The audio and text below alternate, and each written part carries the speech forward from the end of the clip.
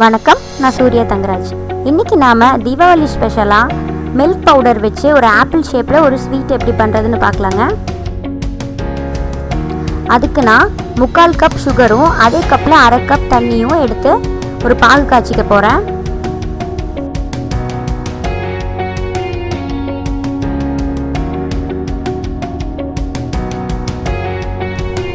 இது பாகு எந்த மாதிரி இருக்குன்னா, இந்த மாதிரி ஒரு கம்பி பதம் அது உடையிற மாதிரி இருக்கணுங்க.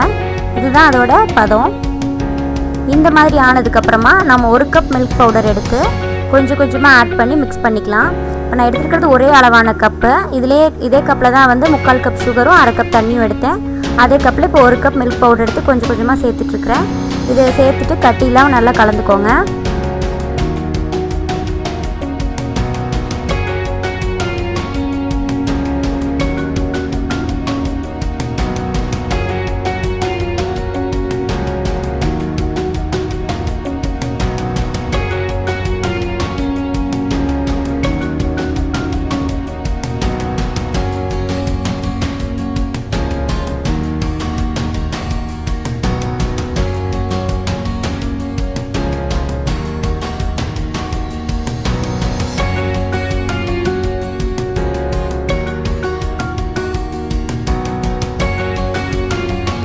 இந்த அளவுக்கு பதம் வந்ததுக்கு அப்புறமா கொஞ்சமா பால் சேர்த்துக்கிறேன்.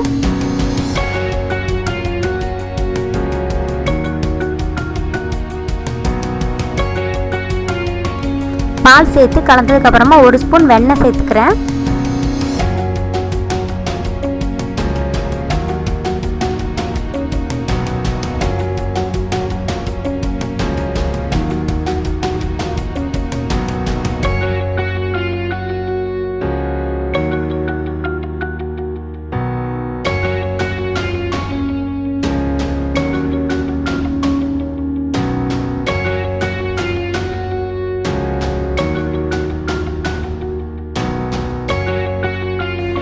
இந்த பதம் வர வரைக்கும் நல்லா கலந்துட்டே இருங்க. இடையில விடக்கூடாது, கைவிடாமல் கிளறிட்டே இருக்கணும். இது நான்ஸ்டிக் பாத்திரமாக இருந்தால் உங்களுக்கு ரொம்பவுமே யூஸ்ஃபுல்லாக இருக்கும், ஒட்டாமல் வரும். இந்த அளவுக்கு நல்லா சுருண்டு வந்ததுக்கப்புறமா நம்ம ஒரு பாத்திரத்தில் மாற்றிடலாம்.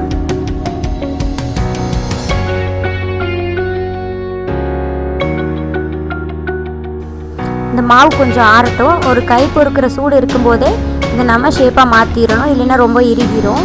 இப்போ நம்ம இதை ஆப்பிள் ஷேப்க்கு மாற்றிடலாம். இந்த மாதிரி பண்ணதுக்கப்புறமா ஒரு கிராம்பும் ஒரு பிஸ்தாவை அரையாக கட் பண்ணியும் இதுக்கு ஆப்பிள் ஷேப் வரக்காக இந்த மாதிரி நான் வச்சுக்கிறேன்.